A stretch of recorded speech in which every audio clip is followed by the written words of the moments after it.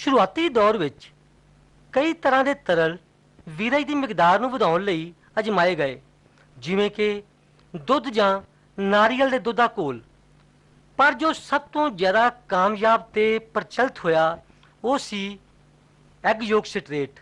ਆਓ ਵੇਖਦੇ ਹਾਂ ਐਗ ਯੋਕ ਸਟਰੇਟ ਲਈ ਫਾਰਮੂਲਾ ਕੀ ਹੈ।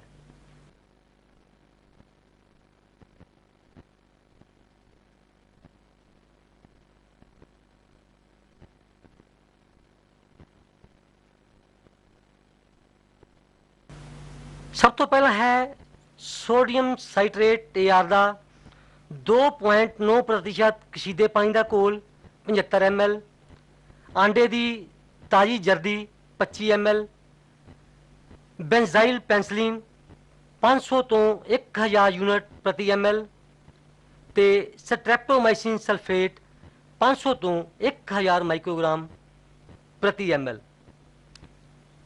ਅੱਗੋਂ ਵਾਰੀ ਆਉਂਦੀ ਹੈ ਹਿਮੀਕ੍ਰਿਤ ਵੀਰਜ ਜਾਂ ਫਰੋਜ਼ਨ ਸੀਮਨ ਤਕਨੀਕ ਦੀ।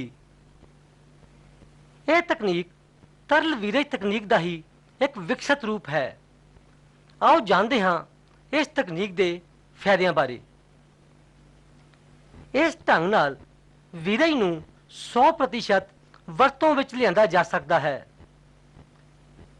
ਇਸ ਵਿਧੀ ਵਿੱਚ ਸ਼ੁਕਰਾਣੂਆਂ ਦੀ ਉਮਰ ਨਾ ਵਧਣ ਕਰਕੇ ਵੀਰਜ ਖਰਾਬ ਨਹੀਂ ਹੁੰਦਾ।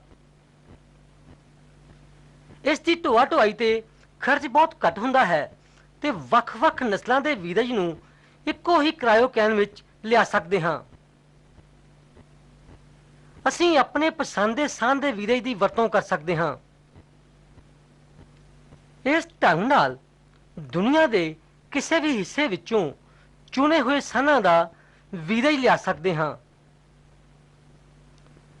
ਤੇ ਸਾਂਝ ਦੇ ਮਰਨ ਤੋਂ ਬਾਅਦ ਵੀ ਉਸ ਦੀ ਔਲਾਦ ਪੈਦਾ ਕੀਤੀ ਜਾ ਸਕਦੀ ਹੈ।